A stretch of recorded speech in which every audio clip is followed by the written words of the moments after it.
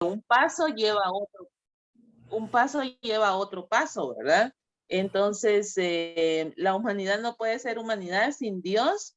Las alianzas que Dios hizo con nosotros son necesarias para esa relación con Él, y el testimonio de vida que ya en nuestro tiempo damos o tenemos cada uno con nuestra relación con el Señor es lo que nos lleva a compartir con otras personas nuestra experiencia de vida, y por medio de eso también en nuestro diario vivir, en nuestros diferentes ámbitos de vida, contemplamos las promesas del Señor en nuestra vida y en general en la humanidad, ¿verdad?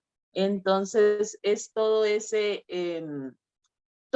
proceso que cada uno, cada una llevamos dentro de este gran mundo, ¿verdad? Y que su principio y su fundamento, como usted nos lo decía, si leemos la Biblia y por ejemplo, la experiencia que tuvimos al principio de cuando empezamos a leer Génesis, o sea, es mucha información, pero también ahí nos damos cuenta que el Señor por medio de su palabra es nuestro mapa, ¿verdad? Es donde nos guiamos para poder guiar nuestra vida y también poder entender muchas cosas que a veces solo las repetimos por repetir, porque así nos las medio enseñaron o así las medio aprendimos, y no con el fundamento y la formalidad que requiere la relación con el Señor, ¿verdad? Muy bien, sí. Yo me quedaría con lo que usted dice, que todo va como entrelazado, si yo entiendo verdaderamente lo que es principio y fundamento en Dios, ya de ahí van entrando los otros como eslabones, ¿verdad? Yo me quedaría con eso. Muy bien, Miriam. ¿Alguien más? Yo veía a Lolita que estaba habla, pero no la oía, solo te miraba hablar. No, mi linda, lo que yo pienso en realidad es nuestra vivencia de la misericordia de Dios, cómo se ha ido manifestando en la vida de cada uno de nosotros. Y con este estudio, pues ir viendo que desde el principio el Señor ha sido amor, y de manera de poquito a poco, como tú dices, que no es de un día para otro, Él ha ido manifestando su amor, y a cada una en nuestras vidas se ha manifestado definitivamente. Lo grande es ir descubriendo de qué manera se ha ido Él manifestando aún en esos momentos de oscuridad, de tristeza, y ahí está, y ahí sigue, y ahí seguirá. Eso. Eso es, yo me quedaría con lo que dice Lolita, en la parte es lo interesante o lo importante es que justamente ir nosotros viéndolo actuar en nuestra historia y en la historia de los demás, porque si lo vemos en nuestra historia, también lo vemos en la historia de los demás, aunque estas personas no se den cuenta. Pero ahí es donde nosotros somos testigos. Fíjense, la misión tiene que partir del testimonio. Entonces, lo que decía Lolita, cuando yo lo voy descubriendo de una manera sencilla, porque no son grandes cosas, y entonces lo voy descubriendo de una forma sencilla, yo me vuelvo testiga y lo que voy transmitiendo es un testimonio que está desde Génesis 1, ¿verdad? Entonces, ahí va. Y no sé si alguien más quiere decir algo. ¿La chata? ¿No? No, pues ahí vamos, ya me quitaron todo lo que tenía en mi mente. Bueno, entonces vean, pues vamos a hacer este recorrido de lo más rápido porque ya lo estudiamos. Solo para que vean ustedes, vayan haciendo énfasis en los temas. Fíjense pues, toda esta parte que vimos, pues es parte de formación literaria. Esto, los títulos, la ambientación histórica, todo eso es literario. Y los códigos como algo ya institucional. Un código ya es algo que se instituye, tanto en los ritos ya se vuelve rito, ¿verdad? El rito de la alianza, el rito de la santidad. Un código es ya algo institucionalizado. Las formas como se van narrando, los rasgos humanos, pero bueno, ya aquí entramos en el principio y fundamento, tema importante, ¿verdad? La revelación, Dios, principio y fundamento. Luego aquí, ¿cómo lo va a ir contando? Pues como fueron tradiciones orales, se fueron organizando, ¿verdad? estas tradiciones, tratándole de dar continuidad. Esto fue lo que vimos. Ok. Como esto, pues esto no es de la fe, ¿verdad? Sino que son cómo se va, como apoyando toda esta teología. Entonces, básicamente, el tema teológico va a ser así en una manera muy, muy sencilla. ¿Cómo Dios va actuando en la historia? Eso es todo. ¿Cómo Dios va actuando? ¿Cómo Dios se va revelando? ¿Cómo Dios se manifiesta? ¿Cómo? Entonces, pasamos a la otra parte y vemos aquí el primer tema. Ok, elección. Aquí está el primer tema. Bueno, ya vimos principio y fundamento Génesis. Ahora, ¿cómo lo va haciendo? Elección. Aquí elige. Aquí tenemos el ciclo de Abraham. Cada uno de ellos fue elegido. Y ya vimos nosotros cómo se hacía a través de formas literarias, cómo se iba desarrollando eso. Okay. Y es lo que tenemos aquí, ¿verdad? En el segundo, que era a través de los toledots. ¿Qué personaje era elegido para continuar? Dijimos en ese momento una especie de relevos. Una persona recibía esta elección, le respondía a Dios y luego le tocaba a otro. No es que Dios castigue a nadie, cada quien termina una misión, se acaba su misión y le toca al otro, y le toca al otro. Entonces dijimos que eran como relevos, ¿se acuerdan? Ok. Entonces ahí esto se va desarrollando, como dijo Lolita, como una historia de la salvación, que obviamente empieza en la cultura cuando ellos eran tribus. Todo este periodo patriarcal eran tribus, no eran ambientes paganos, y es el principio del descubrimiento, del reconocimiento de un solo Dios en la historia. Bueno, ahí vamos, se va desarrollando después en forma literaria, porque primero fue oral, y obviamente hay que tomar en cuenta la situación histórica de cada narración. Y ahí se va desarrollando el hilo conductor en la historia de los primeros patriarcas, ¿verdad? Y desde esos lugares, esto que se llama vocación va a ser la respuesta que las personas van a ir dando a esa experiencia que tienen con Dios. Ahí está, la respuesta es la fe. Ahí está, la respuesta. Ese es lo que le va a tocar a los seres humanos, pero toda la iniciativa, principio y fundamento Dios, y luego la elección. Ok, ¿para qué elige? Bueno, entonces, aquí ustedes van a ir dándose cuenta entre el segundo tema, promesas. Dios elige y hace promesas. Y aquí tenemos que en cada lugar donde el personaje experimentó a ese ser que lo ha elegido y que le hace una promesa, él va a ser un lugar, lo va a consagrar ese lugar. Entonces aquí tienen ustedes en el Antiguo Testamento cómo esos lugares se van a volver lugares de adoración, de culto. Aquí estamos viendo los orígenes, ¿verdad? Siquén, Betel, Gilgal. Y acuérdense ustedes que ya en Jesús justamente la samaritana va a preguntar, ¿dónde debemos dar culto? Bueno, aquí está el origen de esos cultos y aquí están las citas. Es un tema histórico. Cuando ella pregunta, ¿dónde vamos a dar culto a Dios? ¿En Betel o en Jerusalén? ¿En Gilgal, Betel o en Jerusalén? Aquí están esos lugares. Miren, aquí están los textos, los orígenes. Y Jesús responde, en ninguno de esos lugares, ni en Jerusalén, en espíritu y en verdad. Poner atención a eso. Vean cómo allá hay todo un mensaje que ya se va para hasta allá y que llega hasta nosotros, ¿verdad? Esas promesas que se dieron aquí, ya Jesús, porque después es el templo, el Jesús mismo, ya no es Jerusalén, es el templo. Cuando Jesús dice, este templo va a ser destruido y en 3 días, bueno, es que Él es el nuevo templo. Okay. Entonces tenemos el tema, ¿verdad? Principio y fundamento, y luego, ¿qué contienen las promesas? ¿Cuáles son? ¿Qué es el tema? El tema es las promesas, y ahora vean los contenidos. Es la descendencia, la tierra, y que un personaje, aquí ya entra Jesús, promesa mesiánica, va a llevar al cumplimiento todo eso. Bueno, pues nosotros ya nos damos cuenta, sí, con Jesús. Ay, pero Jesús no se casó, no tuvo hijos. Ok, nosotros somos todos la nueva creación de Él. Pues nosotros no tenemos tierra, ni siquiera tenemos ni un lugar para donde, como diría él no tuvo ni un lugar ni donde reclinar la cabeza. De repente nosotros tenemos más de lo que él tuvo. No se trata de esa literalidad. Es un poquito entender al hijo pródigo, ¿verdad? A esa parábola. Todo lo mío es tuyo.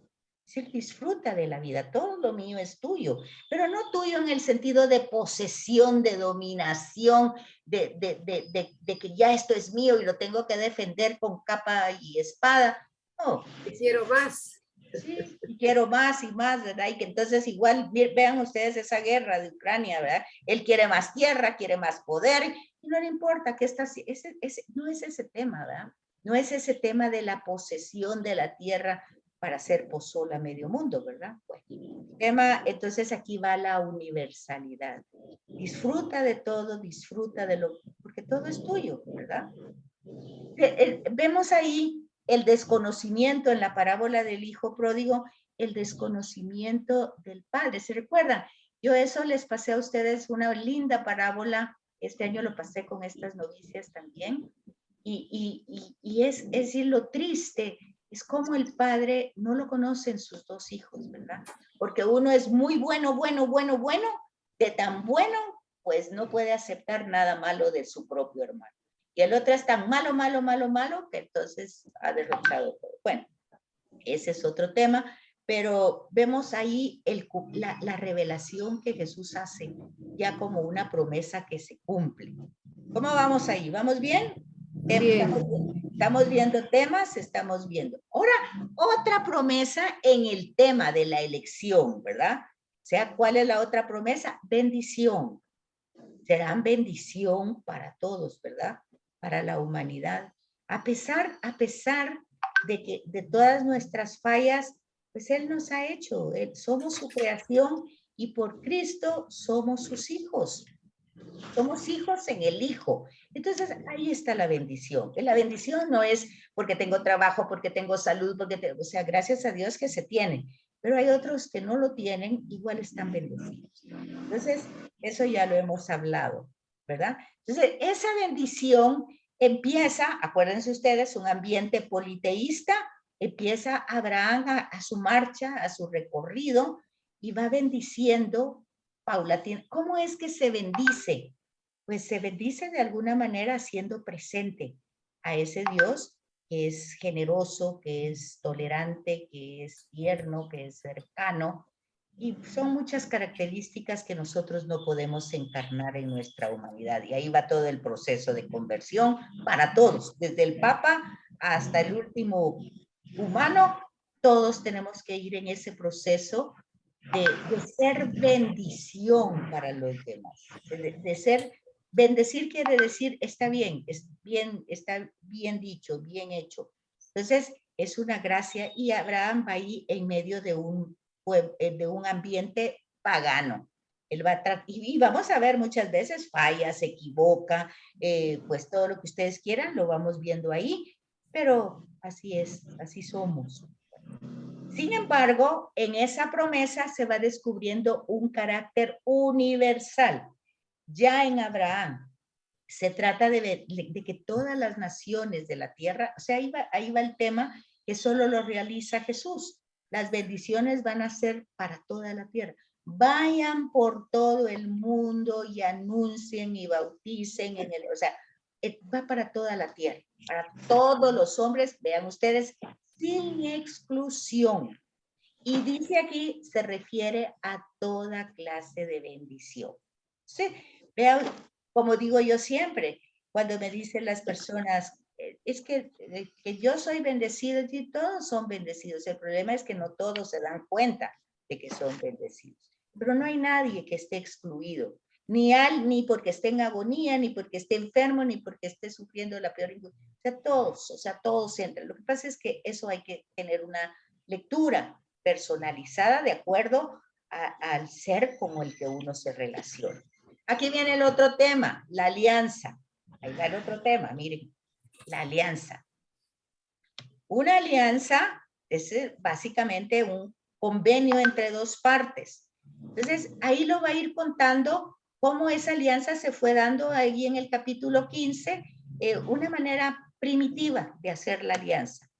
Luego aquí vamos a ir viendo distintas alianzas, cómo Dios no acepta los sacrificios humanos y provee un cordero. Ahí empiezan la manera de culto, de sacrificar a un cordero, de que la sangre de este nos purificaba. Después habría que leer la carta a los hebreos, cómo todo eso Jesús lo contempla, lo asume, lo vive, y luego la Eucaristía, este es el Cordero de Dios. O sea, hay algo que va pasando que Dios provee para que nosotros cada vez pues vayamos limpiando. Pero fíjense, aquí hay que darse cuenta de que no es mágico, que es cierto, Dios provee, pero luego nosotros está otra vez la respuesta humana. Entonces, aquí ya vamos más adelante, ya todo esto ya lo vimos, ya lo vimos, y con cada personaje, pues Isaac, Jacob, se va desarrollando la alianza, se va renovando las promesas, se va renovando, o sea, los temas que han venido desde el principio, el tema de la elección, el tema de la promesa, el tema de la alianza, se va renovando con cada uno de estos personajes. Entonces vean aquí. En estos personajes nosotros debemos de ver la tipología, o sea, como un prototipo, como un signo. Tenemos que ir descubriendo esos signos que después los va a asumir Jesús. O sea, aquí, por ejemplo, la figura de Isaac va a ser de algún momento como la figura de Jesús, ¿verdad? El sacrificio de Isaac, un poquito también prototipo del sacrificio de Jesús, pero en plenitud. Esto es solo prototipo, o sea, como una idea, como una imagen, como algo que está ahí representado, pero Jesús lo lleva al culmen. Luego, aquí vemos otra vez la renovación de la promesa, de las bendiciones, de la alianza, de la elección con cada personaje. ¿Cómo se va dando? Pues lo vivió en un sueño, fue una experiencia. Y a partir de ese sueño, pues, él hace lo que dijimos, un lugar de culto aquí, ¿verdad? Hace ese en Betel, escala Bet, casa, el, casa de Dios, Betel. Entonces, después, aquí va dando un poquito la genealogía de cómo la promesa hecha de una descendencia, vaya, pues vea, la esposa era estéril, él no, pero aquí vaya toda la familia. Vea usted que no es problema de moralidad, la gente a veces se asusta que con 4 mujeres, que qué pasó. Bueno, era la época, eran las tribus, así. Entonces, ¿por qué estamos diciendo de que no mutila la historia humana? Dios entra en la historia humana. Y aquí está esta narración de que la historia humana está llena de traiciones, de mentiras, pero sigue la presencia de Dios, sigue la providencia a pesar de todas nuestras transgresiones. A pesar de eso, entonces es lo mismo que hace Jesús. Y entonces aquí se van viendo las dos tradiciones, la judía y la cristiana.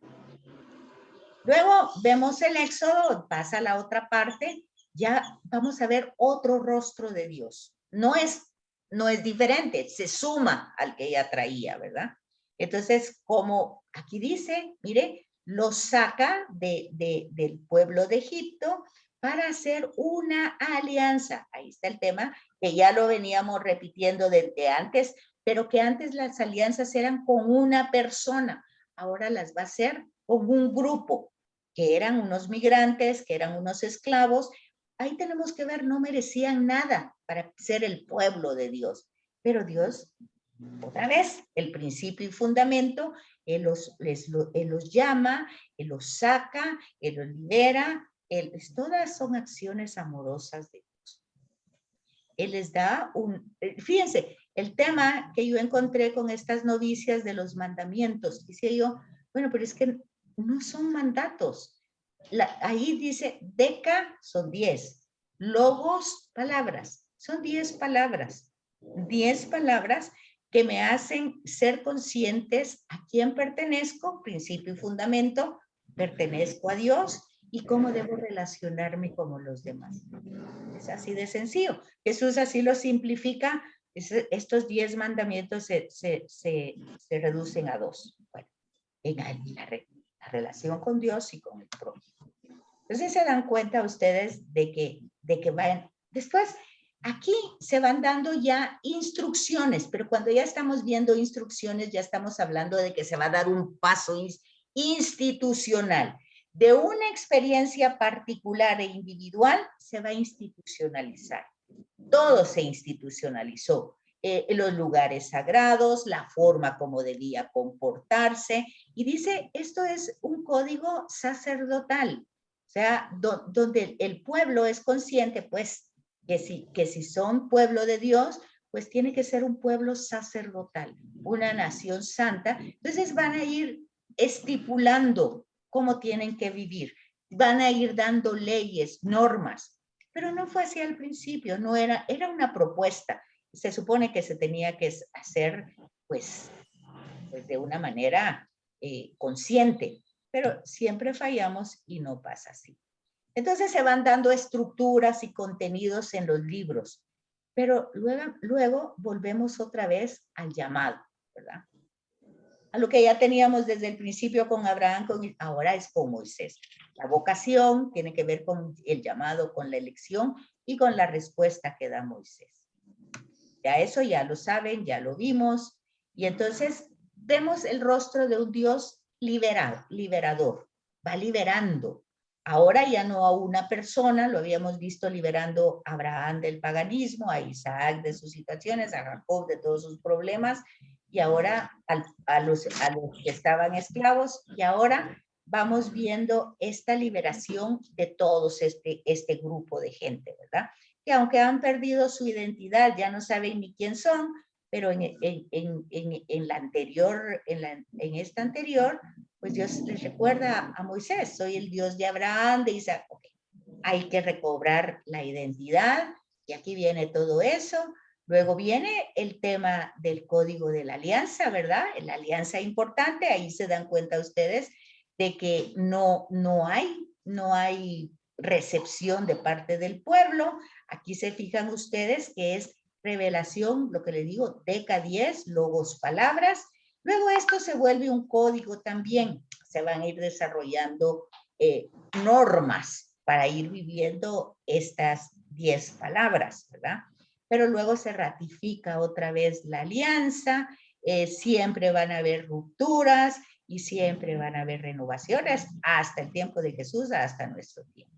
Entonces ya aquí leyes, normas, códigos que van entrando en el libro de Levítico, en el libro del Éxodo, y se va explicando. Básicamente la experiencia que a ellos les marcó fue esa salida de Egipto, que hasta Jesús la celebró en la Pascua y que nosotros la celebramos también como acontecimientos que Jesús llevó a la plenitud, porque no somos judíos. Este fue un momento único en el pueblo de judío, que todavía hasta en el Sinaí se vuelve el pueblo cuando hacen la alianza, pero son referencias que después se volvieron instituciones. Y para nosotros es un memorial, o sea, algo que Jesús hace presente.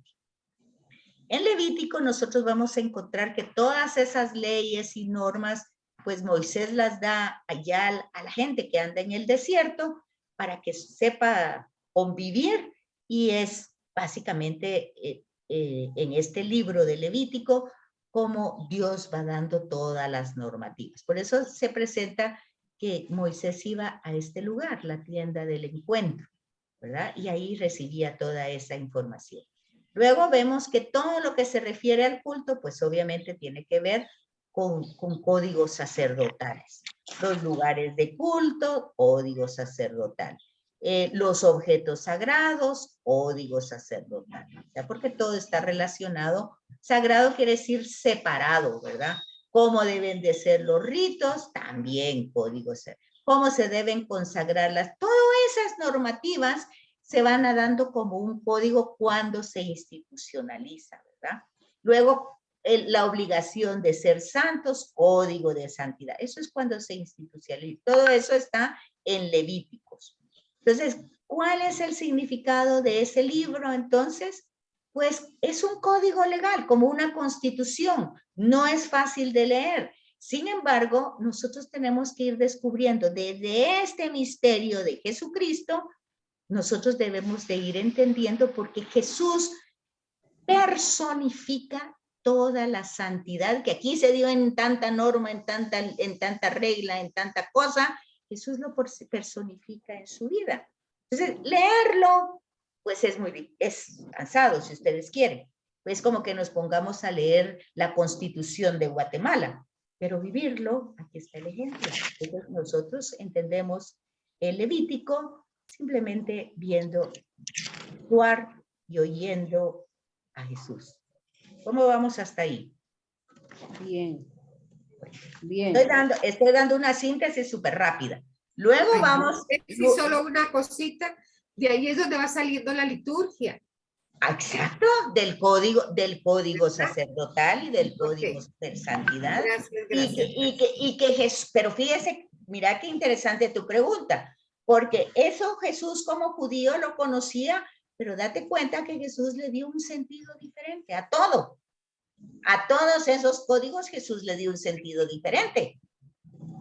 Si se fijan ahí, eso se llama un momento de inflexión. ¿Qué quiere decir? Jesús le dio otro giro. Sí, porque ellos se limitaron a cumplir y a cumplir. Exacto. En cambio, Jesús todo lo fue asumiendo y le fue dando un sentido diferente, que claramente los aterraba porque afectaba las instituciones.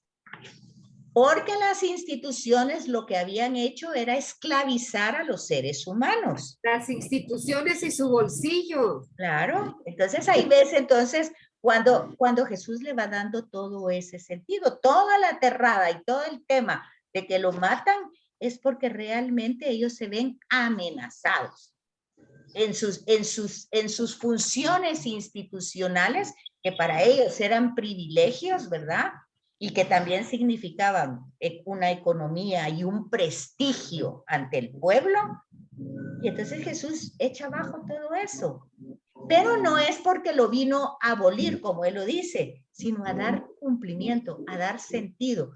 Ya aquí tú entraste a una parte importante. El hecho de haber institucionalizado lo que era algo realmente natural, ¿verdad? La experiencia con Dios, una respuesta natural, pero luego se volvió lo mismo que pasó con el cristianismo. El cristianismo en un momento era los cristianos porque les impactaba algo de Jesús, su persona, su mensaje, sus acciones, pero luego cuando ya Constantino se convierte y ya empieza la cristiandad, ya se institucionalizó. Tiene sus beneficios, pero tiene sus grandes dificultades.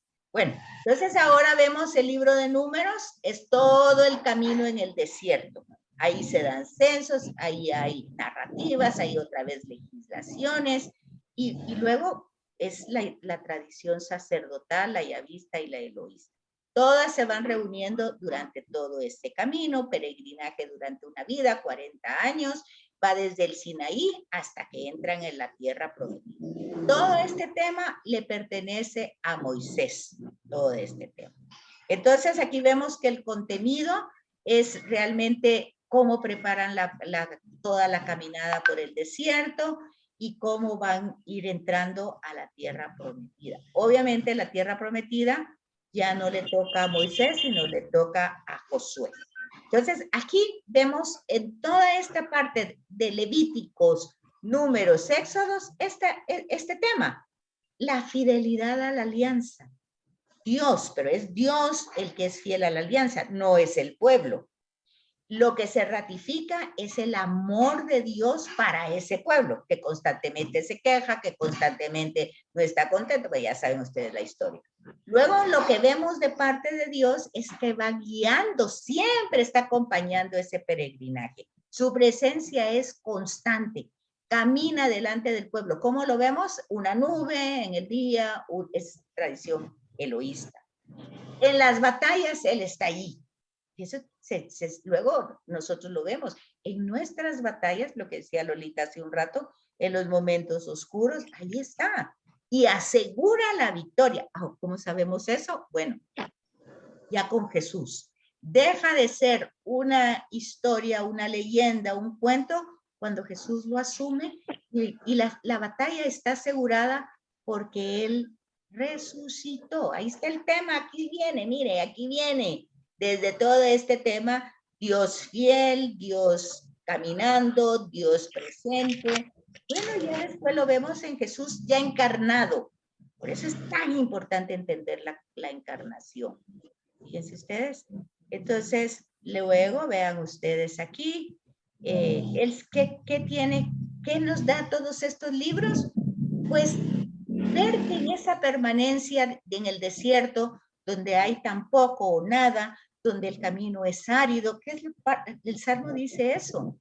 La vida del ser humano generalmente es difícil y por más que viva 70 años no es nada, pero al final de cuentas, aquí se va interpretando esta experiencia de Dios, que no es una idea, porque yo cuando dice es un ideal, es una idea, pero para Jesús no fue una idea. Él lo encarnó, fue algo que él, y que nosotros, pues también, pues a lo largo de nuestra historia, pues lo vamos también encarnando. Entonces no es un ideal, no es una idea, es algo que no es fácil, que es una exigencia difícil, pero no porque seamos obligados por Dios, sino porque hemos aceptado esa alianza. Y aquí vemos que incluso cuando gente, porque aquí es que a este Balaam se le manda que haga maldiciones y de su boca salían bendiciones. Entonces ya se van dando cuenta ustedes de ese carácter profético que va apareciendo siempre. Y luego viene el Deuteronomio, que es algo que lleva un proceso largo de elaboración. Que la primera parte es en la entrada a la tierra prometida. Ellos tienen que reinterpretar toda su historia. La otra parte es cuando ya están en la tierra prometida, tienen que volver a entrar a interpretar su historia. Y la tercera parte es cuando se van al exilio y pierden todo. Tiene que volver a interpretar. Entonces, esa es una lectura de exhortación, pero se tiene que ir reinterpretando la economía de la salvación. Se usa la palabra economía como una palabra de auditoría, de contabilidad. A ustedes las contadoras saben, pero ¿por qué economía? Porque ahí va sintetizado todo. ¿Y cuál es esa síntesis? La guía amorosa de Yahvé. Entonces, ahí está el contenido del libro, Dios guiando amorosamente, proveyendo, interviniendo, de todas esas. Entonces, vean, ahí está el hilo conductor que no desaparece nunca, sigue siendo el mismo y ahí se va desarrollando en los discursos, en la parte narrativa. Nosotros tenemos que ir descubriendo eso. Y luego cómo se compone el libro. Y luego aquí, esta parte es una parte sumamente importante, este Deuteronomio 18:15, donde se le promete a Moisés, Dios mismo, que va a haber un profeta más grande que él, ¿verdad? Que va a estar en ese pueblo. Y aquí está, se cumple esa promesa hecha aquí en Deuteronomio 18, se cumple en la persona de Jesús. Luego a Josué le toca entrar por la tierra, a entrarlos en la tierra prometida, ese es el tema. Hay nuevamente ratificación de la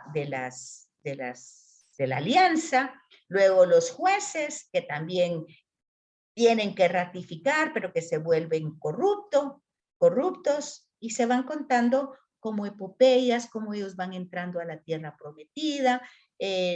Pues lo que se va diciendo ahí es esto. Dios que vuelve a renovar la alianza con este pueblo en otro momento, que exploran el territorio para ver si realmente es. Luego el carácter litúrgico del paso por el Jordán, ¿verdad? Y la celebración en Gilgal, otro lugar santo. Y aquí es donde ustedes van a encontrar cuando ese Yahvé Sebaot, Yahvé de los ejércitos. ¿Por qué? Dios peleando, Dios en la batalla. Bueno, históricamente, pues si ellos están tomando la tierra, pues ellos van a ver es Dios quien les va a dar permiso de ir saliendo victoriosos en cada batalla. Ahora, cuando ellos no vencen, ellos van a tomar conciencia de que algo malo hicieron y van a estar en esa lucha siempre, ¿verdad? Pero vamos viendo cómo Dios les va dando la tierra paso a paso y se va dando un tratado de paz y de victoria y van teniendo ahí ciertos temas de cómo Dios no quiere. Esos son temas muy peligrosos de leer, porque en ese contexto de la guerra resulta que como eran pueblos paganos, ellos no tienen que poseer nada del paganismo. Es como el pan sin levadura. No tiene que haber eso. A esta tierra no tiene que entrar nada ensucie. Entonces se van dando grandes matanzas. Eso hay que leerlo desde un contexto religioso e histórico. Pero el punto es que la alianza se va renovando y aquí vemos tema teológico central de toda la Sagrada Escritura. Una alianza. Entonces, ¿cómo se va desarrollando entre tanto pecado, entre tanta lucha? Y aquí va el tema de los jueces. Y hasta aquí ya básicamente abarcamos la síntesis de los temas que se van desarrollando durante toda esa parte del Pentateuco, que serían los 5 libros. Les puse además Josué y Jueces, porque de alguna manera algunos estudiosos dicen que no son 5 libros, sino que pueden ser 6 o 7, porque ya donde va a cambiar la historia radicalmente es con la monarquía.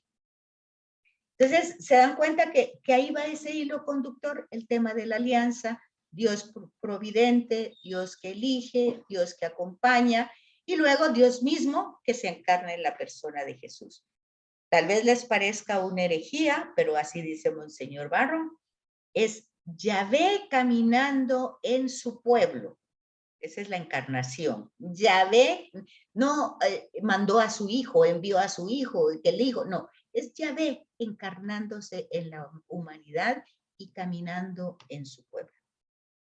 Entonces, se dan cuenta ustedes que el hilo está muy claro, o no sé si no, pero para mí sí que está muy claro, como en Jesús se cumple todo y la victoria, y por lo que no es porque nosotros gritemos esté vivo, está vivo, está vivo y que aplaudamos, no, es para que lo creamos en nuestra vida cotidiana.